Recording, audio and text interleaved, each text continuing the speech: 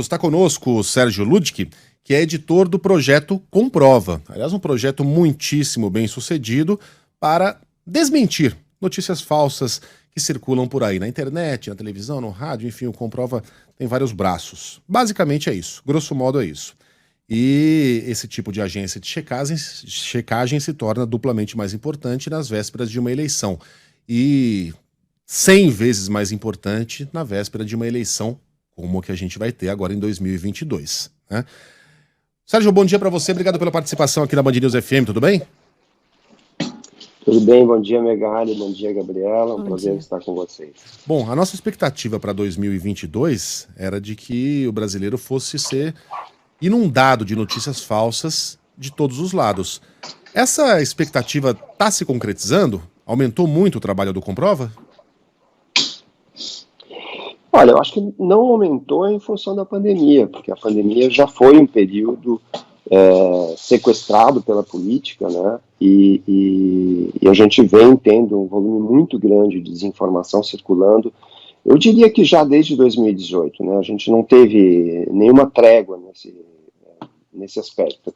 E 2019 foi um ano ainda com resquícios, né, da eleição de 2018, que foi realmente, aí nós vimos uma inundação forte mesmo, mas 2019 não foi fraco, 2020 começa a pandemia é sequestrada pela política, e isso é ruim porque esses grupos mais ativistas, que estão vinculados à política e sem nenhum compromisso com a qualidade da informação, sem compromisso com a verdade, muitos grupos que se valem da política se passam por grupos ideológicos, né, mas que na verdade só buscam algum tipo de remuneração financeira, também foram muito atuantes, e a pandemia serviu como uma escola, né, eles puderam testar muitos formatos, puderam utilizar vários artifícios para convencimento das pessoas, mantê-las ativas e ligadas na desinformação, e agora que a gente vê só uma continuidade disso, mas num volume bastante grande. E como é que funciona o trabalho de vocês? Eu imagino que vocês não sejam reativos, né? Não fiquem esperando a notícia chegar até vocês, ao contrário, vão buscá-las, vão escarafunchar as redes sociais, os grupos de WhatsApp atrás de desinformação. Como é que é feito esse trabalho? A gente tem uma equipe de monitoramento, né? Então a gente já desde 2018 tem feito isso, então usa software, usa várias funcionalidades, né, que as ferramentas digitais nos oferecem para fazer monitoramento de redes. Então a gente acompanha já páginas, grupos, perfis desde aquela época, mas nós também contamos muito com a ajuda dos leitores, né? Os leitores nos enviam muita coisa pelo site, pelo WhatsApp, então é muito importante isso, porque o leitor, como ele está, de certa forma, em todas as redes, a gente encontra leitores em todas as redes, basta que ele suspeite e desconfie para entrar lá no site do Projeto Comprova e nos enviar a sua dúvida, a sua suspeita, para que a gente faça a verificação disso, né? A gente reúne todas essas informações que a gente vai coletando durante o dia, né, tanto por software, tanto por o que a gente recebe da audiência, seleciona aqueles conteúdos suspeitos que são os que estão mais viralizando, né, os que têm mais engajamento, maior alcance na rede, e seleciona esses conteúdos para abrir uma verificação. E essa verificação, ela, ao contrário de outros veículos de imprensa e outras agências até de checagem, ela é feita por diferentes jornalistas de diferentes veículos. Então, normalmente são 3, 4 jornalistas de veículos diferentes, hoje são 43 veículos no Comprova, os canais da Band, inclusive, e eles fazem essa verificação, e depois da verificação pronta, isso ainda não é publicado, isso passa por uma revisão por pares. Então, mais 4, 5, às vezes até 10 jornalistas de outros veículos ainda fazem a revisão desse conteúdo até que ele possa ser publicado no site do Comprova e nos sites e nos canais dos veículos que participam.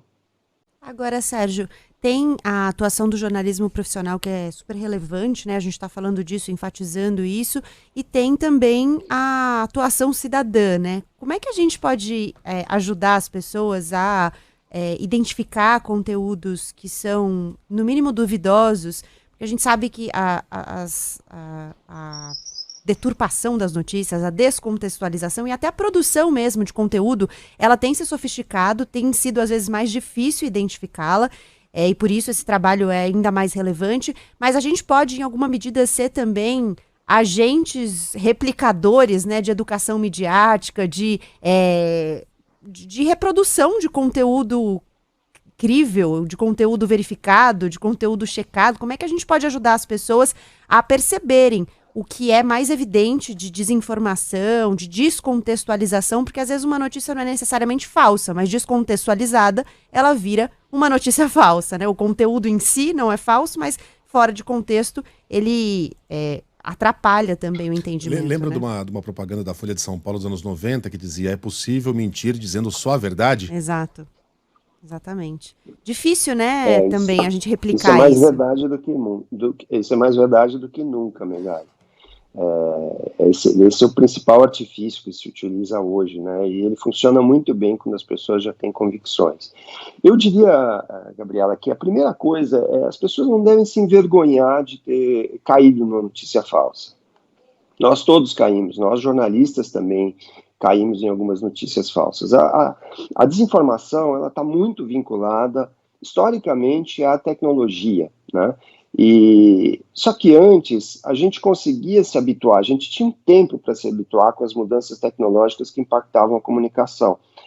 Hoje em dia é impossível quase isso, porque nós temos mudanças tecnológicas e novos aplicativos que mudam completamente a forma como a gente se comunica, chegando muito rápido, uma coisa em cima da outra. Então, é muito difícil realmente lidar com isso, né?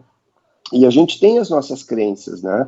Então, a desinformação não é uma coisa recente, ela é uma coisa antiga, só que ela ganhou hoje um potencial de causar algum risco para a sociedade, que é muito grande, em função dos desenvolvimentos tecnológicos que a gente tem. E a gente não vai conseguir barrar isso. Então, eu acho que a gente deveria, talvez, apartar um pouco, né, pensar na desinformação, nos conteúdos que envolvam política e tentar ter um pouco mais de... E saúde também, obviamente, né? Mas, sobretudo, a política, ela é mais organizada, né?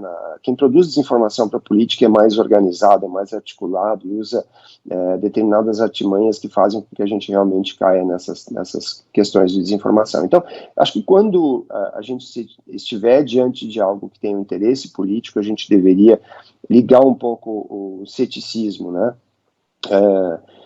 Talvez desconfiar de coisas que venham dos nossos amigos, parentes, colegas, que envolvam política, porque é neles que a gente confia mais e são eles que estão mais próximos da gente nesses conteúdos, nesses aplicativos, né, nessas redes. Então, algumas coisas, né? Cuidado com qualquer tipo de informação política que te cause alguma reação emocional, né? Uma revolta, alguma coisa que te faça mal, né? Que vá te fazer pensar de uma forma muito emocional, né, sobre aquilo que você está recebendo. Esse é um ponto importante, né? Você deve ter cuidado também, porque todo o conteúdo de desinformação, ele tem verossimilhança, ele é verossímil. Então, normalmente tem uma parte de verdade que é o que faz com que você acredite naquilo, né? E outras informações que daí mudam completamente o sentido, mudam o contexto desse conteúdo. Então, aquilo que é verossímil também merece, às vezes, um grau de desconfiança.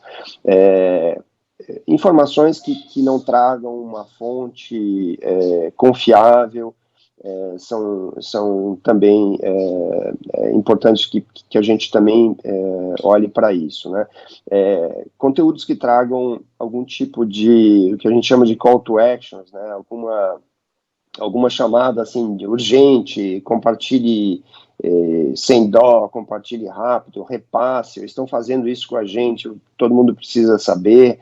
Esse tipo de coisa normalmente invoca um caráter de urgência que faz com que você tente, que você repasse isso rapidamente para outras pessoas, faça com que essa desinformação ela se dissemine sem que você tenha parado para pensar sobre ela. Então, esse parar para pensar, normalmente a gente não tem elementos, a gente não tem conhecimento suficiente para definir se algo é falso ou errado, ou mentiroso, ou enganoso, né, eu quero dizer.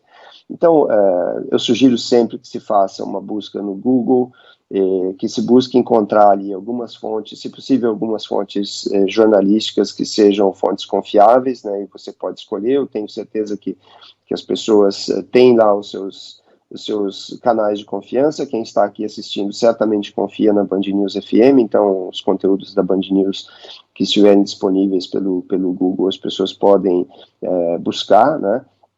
Então, acho que são as principais indicações assim, que eu daria para quem não quer cair na desinformação. Ter um pouco mais de cuidado, refletir um pouco antes de fazer, antes de compartilhar qualquer conteúdo que se receba sem ter uma fonte clara, confiável ali. Tá?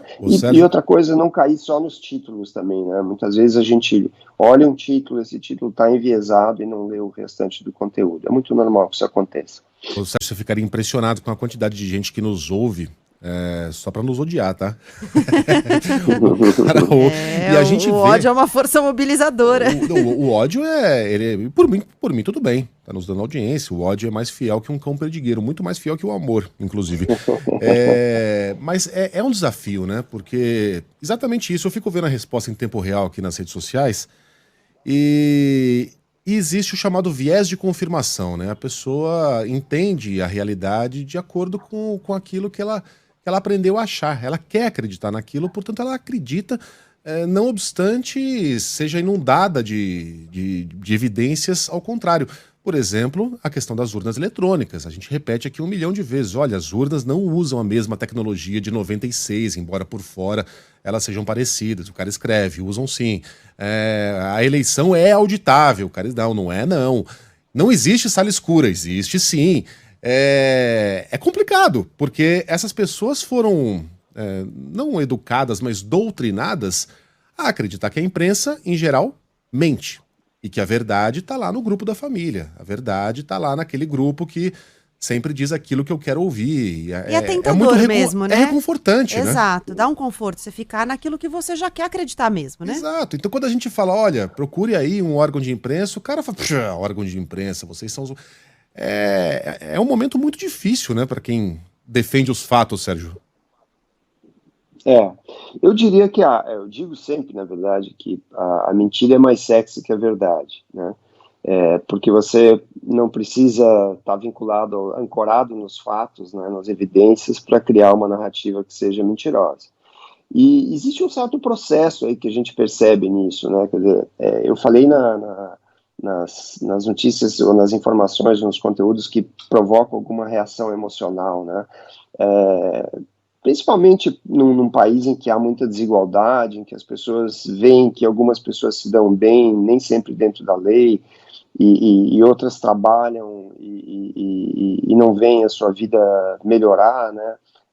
Essas pessoas são muito suscetíveis à desinformação, né? A esses conteúdos emocionais, né? Principalmente quando se fala em teorias conspiratórias, em complôs e tal. Então, o processo é mais ou menos esse: você lança notícias que provocam esse tipo de reação, as pessoas com alguma verossimilhança, as pessoas se agregam a isso, elas respondem, elas reagem, quem produziu percebe essa reação e traz mais informações parecidas com essas pessoas vão se isolando daqui a pouco em grupos que pensam da mesma maneira e vão formando convicções baseadas em informações completamente enviesadas, né? E depois dessas convicções firmadas, elas praticamente recebem uma ração diária lá de desinformação e é muito difícil que elas voltem atrás. Então, eu uso sempre esse exemplo. No começo da pandemia, você precisava trazer evidências para dizer que a vacina provocou algum mal a alguém, né? Hoje em dia você tem uma convicção tão forte por parte de alguns grupos de que a vacina faz mal, que o que acontece é que você pode usar duas informações, como você mencionou, Mengali, duas informações absolutamente verdadeiras, que uma pessoa morreu numa determinada cidade e que 15 dias antes ela tinha tomado a vacina. Essas duas informações podem ser verdadeiras, só que elas trazidas juntas para esse grupo que já é anti-vax ou que está numa vibe de achar que as vacinas fazem mal, isso já é uma informação que tem junto a sua causalidade, né? Então, a causalidade. Então, eles já acham que foi a vacina que matou essa pessoa, e a gente vê isso nas reações que as pessoas fazem a esse tipo de conteúdo. Então, é muito difícil fazer com que isso volte atrás. As pessoas próximas, os colegas, familiares e amigos, historicamente, ou pelo menos recentemente, né, nas pesquisas que são feitas sobre confiança, normalmente essas são as pessoas em que a gente mais confia, né, e essas são as pessoas que se conectam com a gente por esses aplicativos. Então, é um campo muito fértil para que a desinformação prospere. Muito bem. É um campo muito fértil. Eu tinha muitas outras perguntas, mas eu tenho a impressão que a gente vai voltar a conversar nos próximos 2 meses. Sérgio Ludic é editor do projeto Comprova, falando conosco sobre o combate à desinformação, principalmente neste período eleitoral. Sérgio, bom sábado para você, até a próxima.